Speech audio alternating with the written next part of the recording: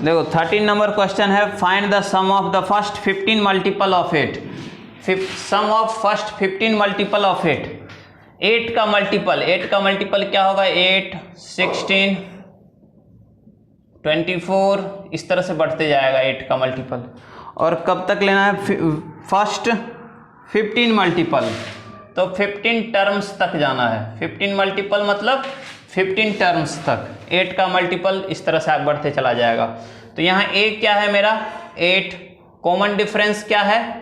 8, और पूछ क्या रहा है इसमें? सम ऑफ फर्स्ट 15 टर्म्स। ठीक है, तो इसमें सबसे पहले हम लोग को a15 निकालना है। तो a15 निकालने के लिए क्या करेंगे? n तो दिया गया है 15, तो 15/2 2a जानते हैं हम लोग क्या होगा?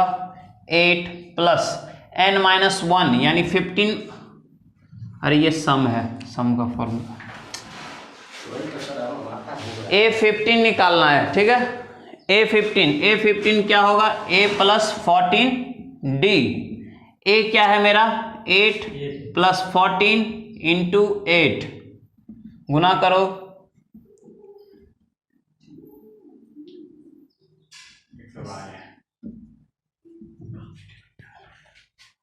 120। क्या आएगा? a15 120। अब हम लोग निकालेंगे sum of first 15 terms, s15 n/2 a plus a15, ये फॉर्मूला लगा लेते हैं। तो n/2 यानी 15/2, a क्या है? 8 प्लस a15 क्या है? 120, तो 15/2 इंटू 128 जोड़ लेंगे, मल्टीप्लाई करो 64 इंटू 15, देखो कितना आ रहा है? तो क्या आएगा? 960।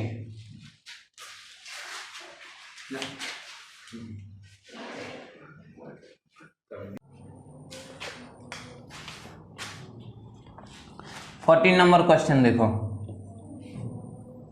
Find the sum of the odd numbers between 0 and 50। 0 and 50 के बीच कह रहा है ऑड नंबर्स का सम ज्ञात करने के लिए। तो ऑड नंबर है क्या क्या?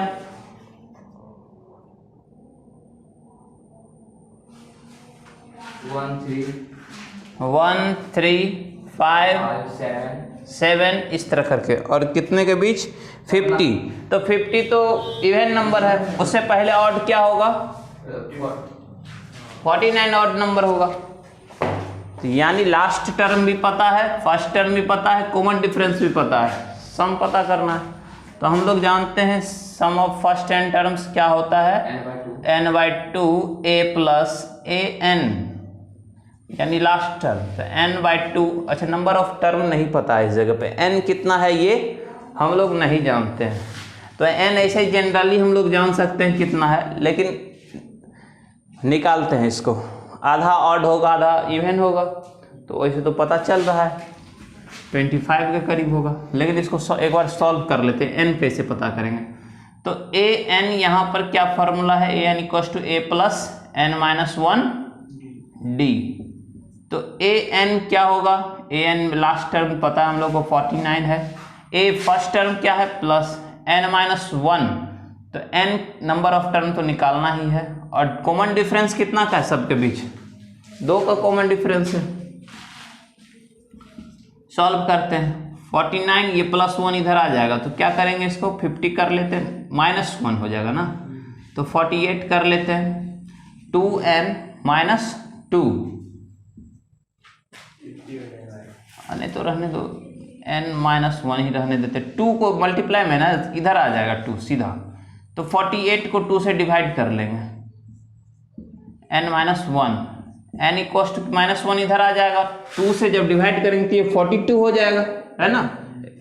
42 24, 2 से डिवाइड करेंगे तो क्या होगा? 24, -1 इधर आएगा तो क्या हो जाएगा? +1, यानी नंबर कितना आया? 25। और वैसे भी 25 लग भी रहा था, क्यों? क्योंकि 1 से 50 के बीच आधा ऑड होगा, आधा इवन होगा, आधा इवन और आधा ऑड होगा, है ना?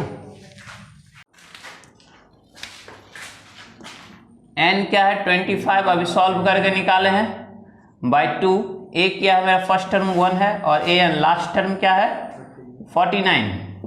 तो 25/2 49 प्लस 1 50, 2 से डिवाइड करेंगे 25 और 25 इंटू 25 625। तो आसान था बहुत। ठीक है, शांत रहो। देखो 15 नंबर,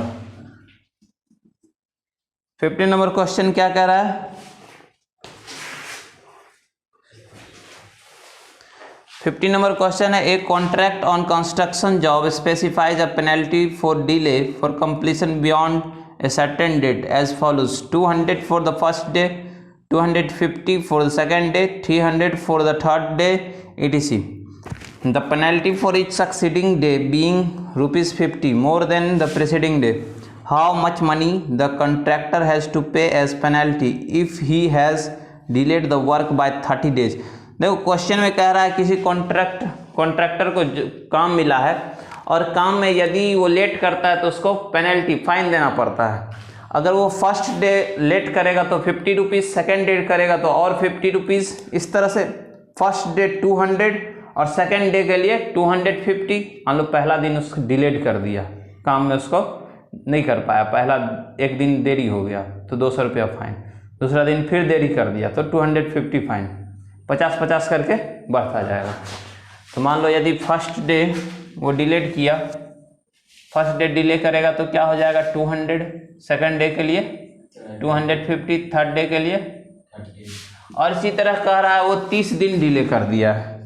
कितना दिन डिले किया है, वर्क बाय 30 डेज, यानी 30 दिन डिले कर दिया है। तो यहाँ पर टोटल कितना टर्म आ जाएगा 30 टर्म, यानी n पता है हम लोग को। ए क्या होगा 200, डी क्या होगा 50 और एन क्या होगा 30। और यहाँ पे क्या रहा है, तो उसको कितना पेनल्टी लग जाएगा, कितना का नुकसान हो जाएगा उसका। देखो तो क्या करेंगे, सब रुपये को जोड़ना होगा, पता चल जाएगा टोटल उसको कितना पेनल्टी लगा है। तो यानी sum of first n terms, 30 terms का सम निकालना है, ये 30 का सम निकालना है 30 टर्म्स का। तो निकालते हैं, बहुत आसान है, फॉर्मूला तो जानते हैं।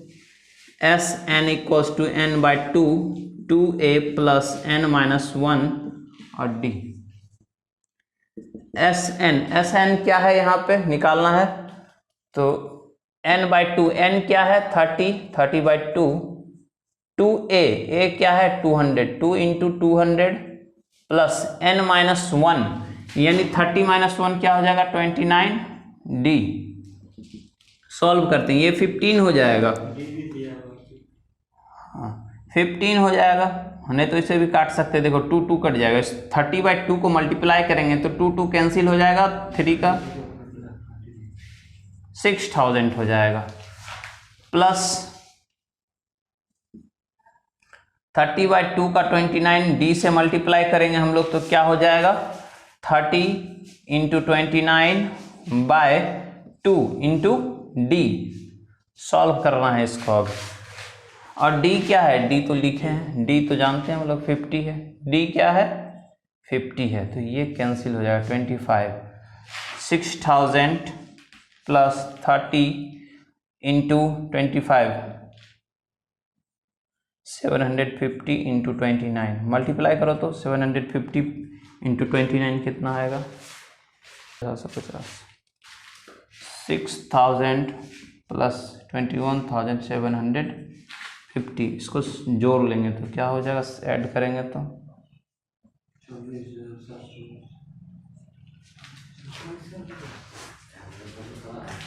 27,750।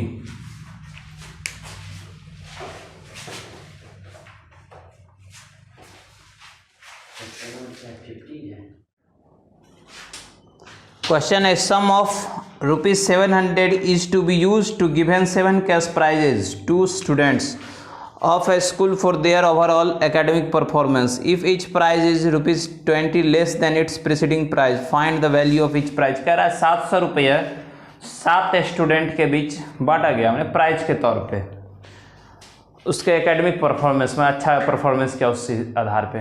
तो इस किस तरह से बांटा गया, तो फर्स्ट जो है उससे सेकंड वाला क्या है 20 कम है। जैसे जैसे प्रीसीडिंग मतलब पहले वाला को 20 अधिक मिला है, जो फर्स्ट है जितना मिला होगा सेकंड वाला को उससे 20 कम मिला होगा, थर्ड वाला को उससे फिर 20 कम मिला होगा।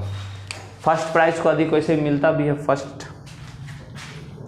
देखो यहाँ पे ध्यान से देखो, तो फर्स्ट मान लो कुछ होगा ए, तो डी क्या होगा यहाँ पे कॉमन डिफरेंस तो 20-20 का है ना। नंबर ऑफ टर्म्स टोटल कितना भाग में बांटना 7 है, एन भी जानते हैं हम लोग, और टोटल रुपया कितना है 700, हाँ 700 है। तो एस एन भी दिया गया है, सम ऑफ 7 टर्म्स भी हम लोग को पता है ना, सम ऑफ 7 टर्म्स यानी ये भी दिया गया है, कितना है 700। तो इसमें निकालना क्या था, इसमें निकालना था जो ईच कितना मिला। तो सबसे पहले तो फर्स्ट को कितना मिला वो निकाल लेंगे, तो ए फाइंड करेंगे हम लोग, करते हैं फाइंड। S7 इक्वल्स टू क्या लिखेंगे n/2, n की जगह क्या है इस जगह पे 7, 7/2 2a प्लस n-1, n क्या है 6, n-1 करेंगे यानी 6 होगा, 7-1 6, और d क्या है 20। अब इसको सॉल्व करना है, और ये कितने के बराबर है 700 के इक्वल है। सॉल्व करते हैं इसको, 7/2 को उस तरफ ले चले जाते हैं इक्वेशन के, तो 2a प्लस 6 इंटू 2 120, तो 2 उधर चला जाएगा 700 इंटू 2 बाई 7, 7 कटेगा 100 इंटू 2 200 हो जाएगा। तो 2a प्लस 120 उधर जाएगा तो माइनस 120, तो 200 माइनस 120, a इक्वल्स टू क्या होगा 2 डिवाइड करेंगे माइनस करेंगे तो 80, और डिवाइड करेंगे 2 से क्या आएगा 40। यानी फर्स्ट प्राइज क्या मिला होगा, सेकंड प्राइज क्या मिला होगा 20 अधिक, थर्ड प्राइज क्या मिला होगा 80, फोर्थ, फिफ्थ, सिक्स्थ का, और इस तरह से प्राइज मिला होगा।